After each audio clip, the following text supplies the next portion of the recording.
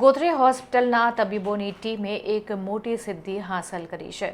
કેન્સરની અત્યંત જટિલ ગણાતી એવી વિપલ્સ પ્રોસિજર સફળતાપૂર્વક પાર પાડીને તબીબોએ દર્દીને નવજીવન આપ્યું છે. ગોત્રી મેડિકલ હોસ્પિટલના કુશળ તબીબોની ટીમે તબીબી જગતમાં એક મોટી સિદ્ધિ હાંસલ કરી છે. ખાનગી હોસ્પિટલોમાં લાખોના ખર્ચે થતી અને અત્યંત જોખમી ગણાતી પેરીએમ્બ્યુલરી કેન્સરની સર્જરી ગોત્રી હોસ્પિટલમાં સંપૂર્ણપણે મફત કરી એક ગરીબ દર્દીને મોતના મુખમાંથી બહાર કાઢવામાં આવ્યો છે. 8 કલાક ચાલેલું જટિલ ઓપરેશનમાં દર્દી છેલ્લા 1 મહિનાથી હોસ્પિટલમાં દાખલ હતા. તેમને કેન્સરની એવી ગાંઠ હતી જેની સારવાર માટે વિપલ્સ પ્રોસિજર કરવી અનિવાર્ય હતી. આ સર્જરી મેડિકલ સાયન્સમાં સૌથી અઘરી પ્રક્રિયાઓમાંથી એક ગણાય છે. સતત 8 કલાક સુધી ચાલેલા આ મેરેથોન ઓપરેશનમાં તબીબોએ ભારે જહેમત ઉઠાવી હતી. નિષ્ણાંત તબીબોની ટીમ આ ઐતિહાસિક સફળતા પાછળ હોસ્પિટલના નિષ્ણાંત સર્જન્સ અને એનેસ્થેસિયા ટીમની મહેનત રંગ લાવી છે. યુનિટ હેડ ડોક્ટર મિથુન બારોટના માર્ગદર્શન હેઠળ doctor Swapnil, doctor Animesh, doctor વત્સલ જોશી અને ડોક્ટર અંજલિએ ઓપરેશન સફળ બનાવ્યું હતું. એનેસ્થેસિયા વિભાગના વડા ડોક્ટર દુબે અને ડોક્ટર નીતા બોસની દેખરેખ હેઠળ દર્દીને સુરક્ષિત રાખવામાં આવ્યા હતા. ખાનગીમાં 15 લાખ રૂપિયાનો ખર્ચ ત્યારે અહીં તદ્દન મફત સારવાર કરવામાં આવી છે. સામાન્ય રીતે આવી જટિલ સર્જરીનો ખર્ચ ખાનગી હોસ્પિટલમાં 10 થી 15 લાખ રૂપિયા જેટલો થતો હોય છે, પરંતુ ગોત્રી હોસ્પિટલમાં સરકારી યોજનાઓ અંતર્ગત આ ઓપરેશન 1 પણ રૂપિયાના ખર્ચ વગર કરવામાં આવ્યું છે, જે મધ્યમ અને ગરીબ વર્ગના દર્દીઓ માટે આશીર્વાદરૂપ સાબિત થયું છે. આ ભગીરથ કાર્ય બદલ ગોત્રી હોસ્પિટલના સુપ્રિન્ટેન્ડન્ટ ડોક્ટર અનુપ ચંદાણીએ સમગ્ર તબીબી ટીમને અભિનંદન પાઠવ્યા હતા અને સરકારની વિવિધ આરોગ્ય યોજનાઓનો આભાર વ્યક્ત કર્યો હતો, જેને કારણે છેવાડાના માનવી સુધી આવી અત્યાધુનિક સારવાર પહોંચી રહી છે. જીએમઆરએસ હોસ્પિટલમાં જે એક મેડિકલ કોલેજ છે અને અહીંયા ટર્શરી હેલ્થકેર સિસ્ટમમાં ગણાય છે, જ્યાં પ્રાઇવેટમાં બી જે કેસીસ ફેલ થાય કે પ્રાઇવેટમાં કોઈ પેશન્ટ ના લેતું હોય અને બહુ સિવિયર કોમ્પ્લિકેટેડ કેસીસ હોય એ બધા ટર્શરી કેર સેન્ટરમાં રિફર થતા હોય છે. અને એ મેડિકલ કોલેજનો કર્તવ્ય જ છે કે ટર્શરી કેર સેન્ટરની ફેસિલિટી પૂરી પાડે. અહીંયા અમારા પાસે દરેક ટાઈપના પેશન્ટ્સ આવે છે. કેન્સરના પેશન્ટ હોય છે, ન્યુરોસર્જરીના પેશન્ટ્સ હોય છે, બ્રેન ટ્યુમરના પેશન્ટ હોય, એવા ઘણા બધા પેશન્ટ જે બહાર ઓપરેશન કરાવે સફળ થઈ શકે, પણ જ્યારે પેશન્ટને ફાઇનાન્શિયલી કન્ડિશન હોય એવી ના હોય કે બહાર એને એફોર્ડ કરી શકે, તો એવા પેશન્ટ માટે આપણે અહીંયા હોસ્પિટલમાં દરેક ફેસિલિટી ઉપલબ્ધ છે. હાલમાં આ એક પેશન્ટ હતું જેને સ્વાદપિંડ એટલે કે પેન્ક્રિયાઝ જે કહેવાય એનું કેન્સર હતું.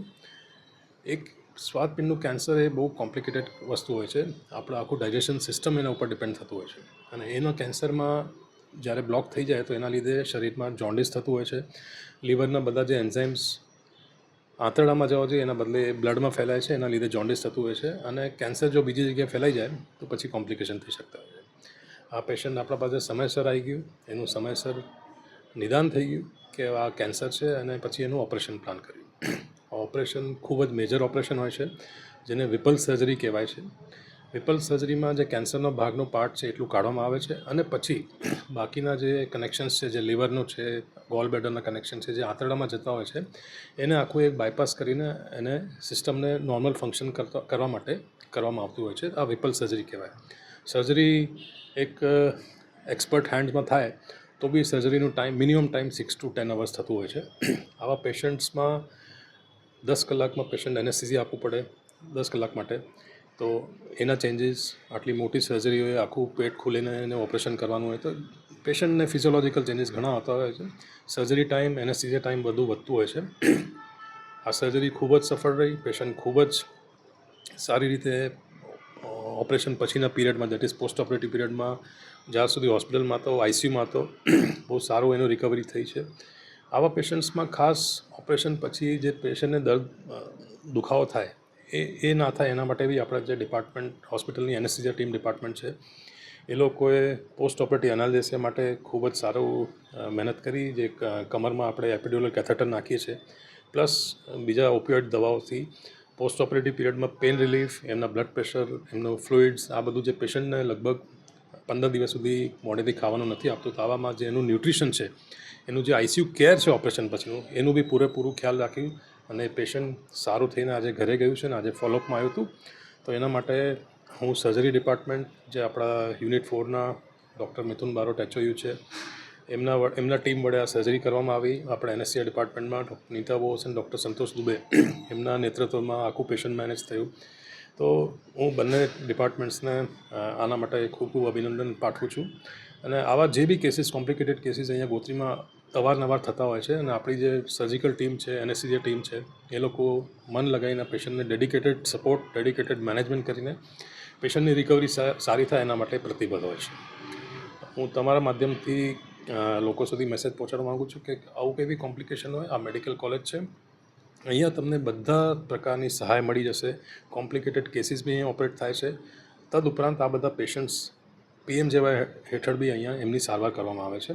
મારા surgery department, ortho department, ENT department, ophthal department, આ જે સર્જિકલ ડિપાર્ટમેન્ટ છે, અને એનેસ્થેસિયા ડિપાર્ટમેન્ટ જે ખાસ સ્ક્રીન પાછળનો ભાગ ભજવે છે, એ બધા ડિપાર્ટમેન્ટની સારી ફેસિલિટીઝ અહીંયા આપણા ગોત્રી હોસ્પિટલમાં ઉપલબ્ધ છે.